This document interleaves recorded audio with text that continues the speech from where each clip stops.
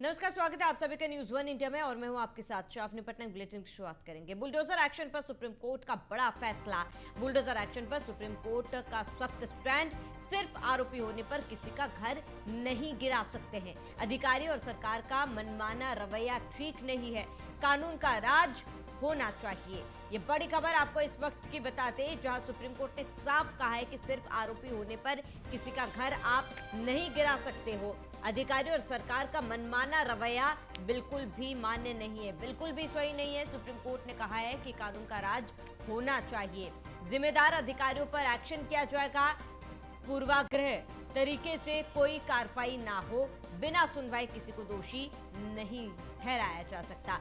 ये बड़ी खबर आपको बता दें, सुप्रीम कोर्ट ने बड़ा फैसला सुनाते हुए कहा है कि पूर्वाग्रह तरीके से कोई कार्रवाई ना हो, बिना सुनवाई किसी को दोषी कहा नहीं जा सकता है।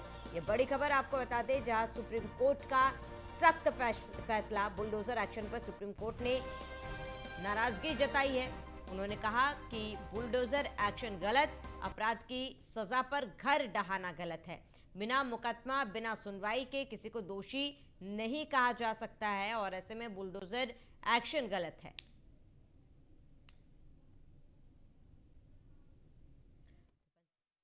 ये मामला 2022 से कोर्ट में था कि इलीगल तरीके से अथॉरिटीज़ बुलडोज़र का इस्तेमाल करके लोगों के घरों को गिरा देती हैं। कई बार उसमें सुनवाई हुई और कुछ ऑर्डर्स भी पास हुए। आज उस पर फाइनल जजमेंट आया और फाइनल जजमेंट में कोर्ट ने ये कहा है कि ये घर का जो मामला है, घर तोड़ने का मामला बहुत ही सीरियस इशू है। किसी इंसान का घर जो होता है वो एक सिर्फ एक्यूज्ड का घर नहीं होता, वो पूरी फैमिली का घर होता है और पूरी फैमिली के एस्पिरेशंस एंड होप उस घर से जुड़े होते हैं, उसके फ्यूचर उससे जुड़े होते हैं। तो इस तरह से अगर अथॉरिटीज़ घर को तोड़ती है तो बिल्कुल गलत है और इलीगल है ये मामला। देखिए, सुप्रीम कोर्ट अपना काम कर रहा है, लेकिन सुप्रीम कोर्ट ने कहीं भी नहीं कहा है कि अनऑथराइज्ड बिल्डिंग को नहीं गिरा सकते। कोई भी अपराधी होगा या अपराधी नहीं भी होगा, को गैर कानूनी बिल्डिंग है उसको गिराया जाएगा उसे। और बुलडोजर तो एक टूल्स है, सवाल बुलडोजर का नहीं है। तो ये सुप्रीम कोर्ट का हम धन्यवाद करते हैं, उन्होंने अनऑथराइज बिल्डिंगों को तो गिराने की बात कही है और हम अनऑथराइज को ही गिराते हैं। देखिए, सुप्रीम कोर्ट के फैसले का स्वागत पूरा देश करता है, सरकार भी करती है, विपक्ष भी करता है। सरकार की मंशा नहीं कि किसी का मकान गिरावे। अगर कोई अपराधी अवैध संपत्ति कलेक्ट किया और सरकारी जमीन पर वो अगर मकान बनाया हुआ है तो उस सरकारी जमीन को खाली कराया जाता है। ऐसे अपराधियों से, ऐसे शरारती तत्वों से सरकार किसी की निजी संपत्ति पर कभी मकान गिराने का काम नहीं करती। देखिए, आपने किसी भी अक्यूज के घर को किसी भी बात पे किसी पे भी इल्जाम लगा के घर तोड़ देते थे। अब सुप्रीम कोर्ट ने दिशा निर्देश पास किया है कि आपको नोटिस देना पड़ेगा, कम से कम 15 दिन का वक्त देना पड़ेगा। जो कंपाउंडेबल है प्रॉपर्टी का पार्ट, उसे कंपाउंड किया जाएगा। और अधिकारियों पे एक जिम्मेदारी डाल दी गई कि अगर कोई अधिकारी गलती कर रहा है, कानून तोड़ रहा है इससे रिलेटेड, तो उनकी पर्सनल जिम्मेदारी होगी। अगर उन्होंने कोई प्रॉपर्टी डिमोलिश की है, इलीगली डिमोलिश की है, तो उसको रेस्टिट्यूट करने की। ये अपने आप में एक बहुत बड़ा प्रावधान बना दिया है कोर्ट ने, क्योंकि अधिकारी भी अब एक बार सोचेंगे, जब उनकी खुद की जिम्मेदारी, उनके खुद के जेब से पैसा जाएगा। जब किसी गरीब, मजलूम या किसी माइनॉरिटी का या किसी का घर जब तोड़ देते थे तो वो उस पर ज्यादा सोचते नहीं थे।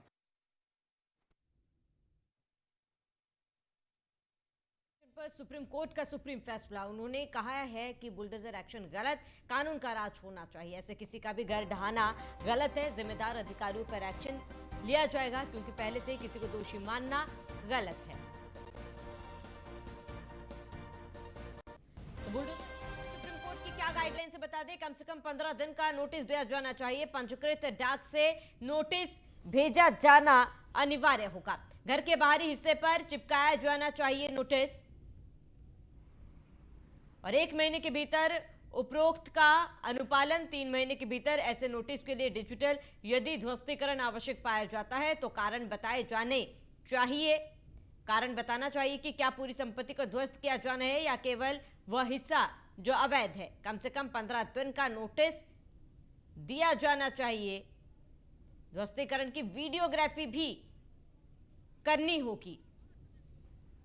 दिशा निर्देशों का उल्लंघन अवमानना को आमंत्रित करेगा और अधिकारियों को वेतन से लागत का भुगतान करना होगा।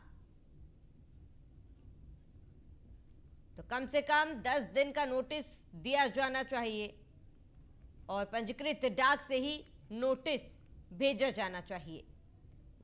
तो घर के बाहरी हिस्से पर ये नोटिस चिपकाया जाएगा और ये तमाम गाइडलाइन सुप्रीम कोर्ट की तरफ से जारी की गई। 1 महीने के भीतर उपरोक्त का अनुपालन, 3 महीने के भीतर ऐसे नोटिस के लिए डिजिटल पोर्टल, और यदि ध्वस्तीकरण आवश्यक पाया जाता है तो कारण बताए जाने चाहिए। बुलडोजर एक्शन पर सुप्रीम कोर्ट ने राज्य सरकारों को झटका दिया है। उचित प्रक्रिया के बिना किसी आरोपी के घर को ध्वस्त करना असंवैधानिक है। मुकदमे से पहले आरोपी को दंडित करना उचित नहीं है। अधिकारियों और सरकारों का मनमाना रवैया ठीक नहीं। कानून का राज जरूरी, पूर्वाग्रह से ना हो किसी भी तरीके की कोई सुनवाई।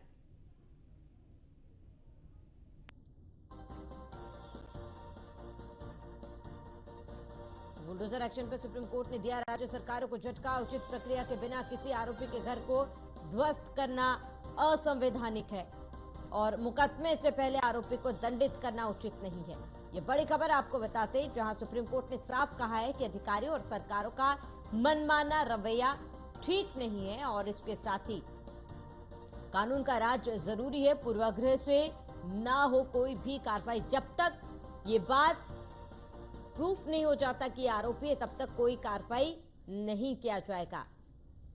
तो कम से कम 15 दिन का नोटिस दिया जाना चाहिए और पंजीकृत डाक से नोटिस भेजा जाना चाहिए।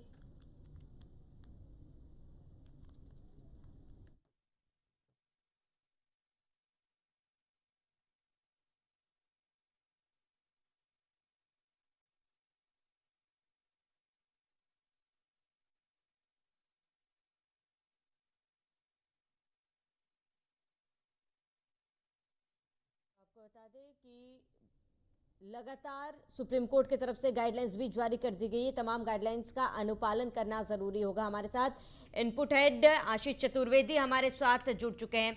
आप आशीष चतुर्वेदी, क्या कुछ पूरी जानकारी, क्या कुछ वो गाइडलाइंस है जो सुप्रीम कोर्ट के तरफ से जारी किया गया है?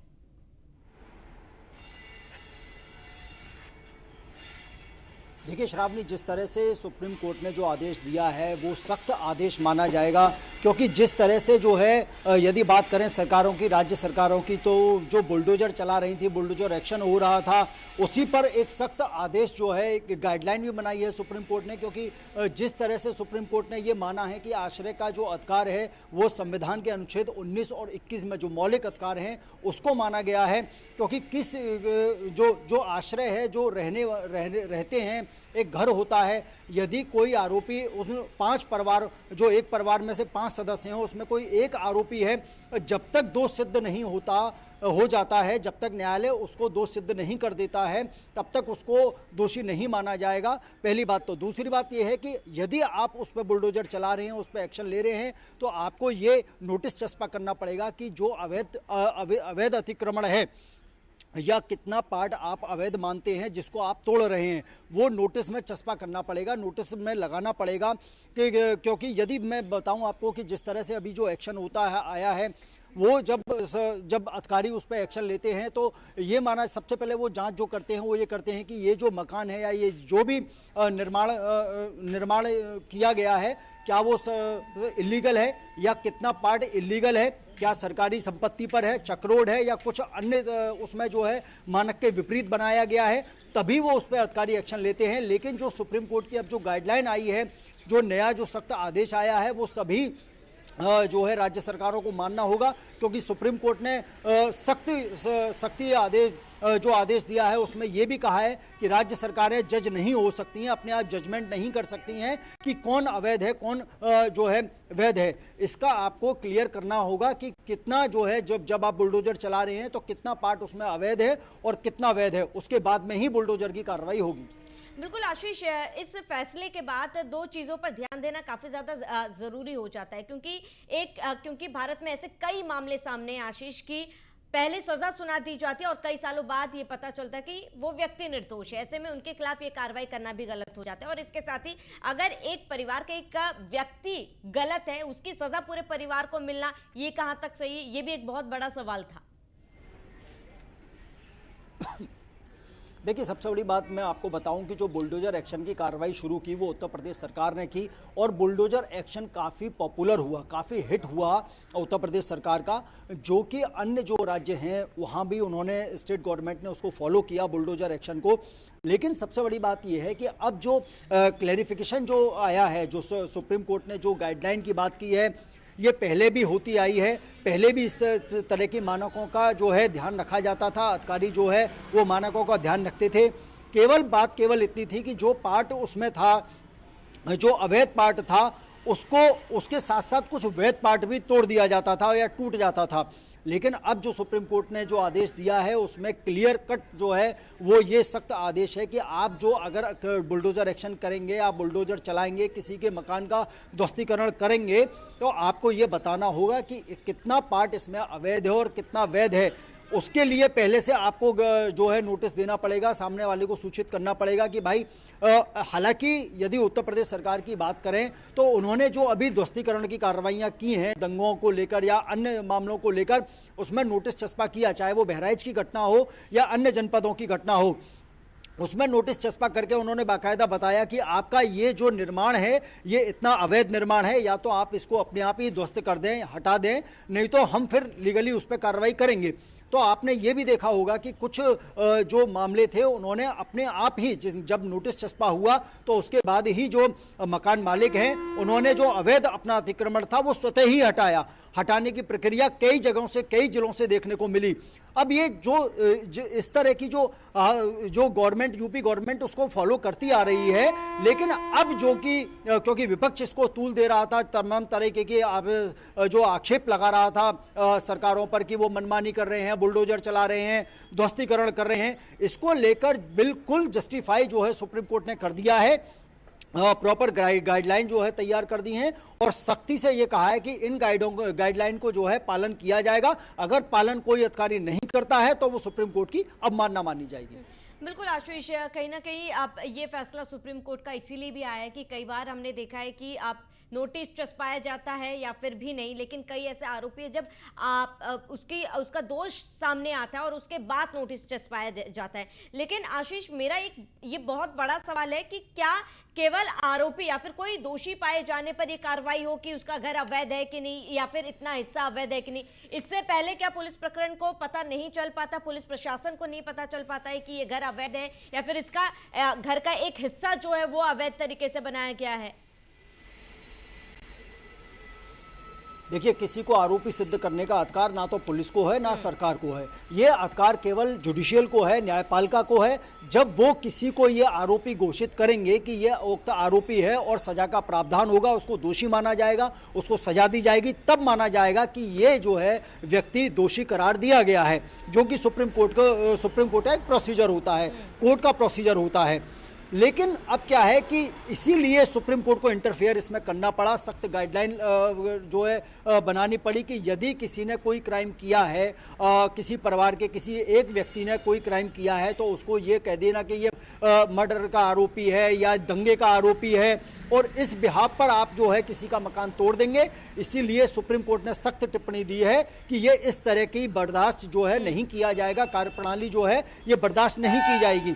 और जो गाइडलाइन जो बनाई गई है उसमें कैटेगरी वाइज जो है वो सब बताया गया है कि यदि आप किसी का ध्वस्तीकरण करते हैं, बुलडोजर चलाते हैं, आप उसके निर्माण को जो है तोड़ते हैं, तो प्रॉपर जो रूल्स रेगुलेशंस हैं, जो कानून हैं, उनको सख्ती से पालन करना होगा, फॉलो करना होगा। अदरवाइज आपको अवमानना जो है झेलनी पड़ेगी। जैसे कि सुप्रीम कोर्ट ने अभी अपने पिछले आदेश में भी कहा था कि यदि अधिकारियों को अपनी मनमानी करनी है तो करें, अवमानना के लिए तैयार रहें। तो इसीलिए सुप्रीम कोर्ट का जो है अगर गाइडलाइन का फॉलो नहीं किया गया और जो है अवमानना यदि की गई तो उसमें अधिकारियों को दोषी माना जाएगा और उस पर सख्त जो है कार्रवाई सुप्रीम कोर्ट करेगी। ठीक है आशीष, तमाम जानकारी के लिए जुड़ने के लिए आपका बहुत बहुत शुक्रिया।